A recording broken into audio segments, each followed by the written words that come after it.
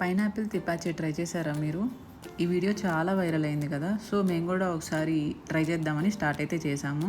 First పైనాపిల్ని నీట్గా wash చేసుకొని ఇలా పీల్తో సహా ఇలా చిన్న చిన్న పీసెస్ చేసుకోవాలి. నెక్స్ట్ గ్లాస్ కంటైనర్స్ అయితే తీసుకోండి. మా దగ్గర పెద్ద గ్లాస్ కంటైనర్ అయితే లేదు, సో మేము 2 యూజ్ చేసాము. ఆ పీసెస్ అన్నీ కంటైనర్లో వేసేసి నెక్స్ట్ ఒక సినమన్ స్టిక్ అయితే వేయాలి. దాని తర్వాత కొంచెం జాగ్రీ వేసేసి నెక్స్ట్ 4-5 మిరియాలు అయితే వేసాము. తర్వాత పైనాపిల్ని ఇలా క్రష్ చేసేసి వాటర్ అయితే పోయండి ఫుల్గా.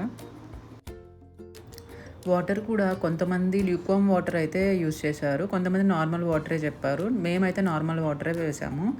ఆఫ్టర్ వాటర్ వేసాక కొంచెం స్పూన్తో కిందకి పైకి కలిపేసి ఒక కాటన్ క్లాత్తో అయితే వాటిని కవర్ చేసేయాలి. ఇలా కవర్ చేశాక దీన్ని 3 days అయితే లో లైట్ కండిషన్లో ఫర్మెంట్ చేయాలి. ఫర్మెంట్ చేశాక మనకైతే ఇలా కొంచెం నొరగలాగా అయితే కనిపిస్తుంది, అది అప్పుడు పర్ఫెక్ట్ అన్నట్లు. ఆఫ్టర్ దట్ కిందకి పైకి ఒకసారి కలిపేసి ఒక స్ట్రైనర్ తీసుకొని వాటర్ని అయితే సపరేట్ చేయాలి. ఈ సపరేట్ చేసిన వాటర్ని ఒక ఎయిటెడ్ కంటైనర్ అయితే తీసుకొని వాటిలో ఫిల్ చేసుకోవాలి. ఇలా ఫిల్ చేసుకున్నాక దీన్ని కూడా ఒక 2 days ఫర్మెంట్ అయితే చేయాలి.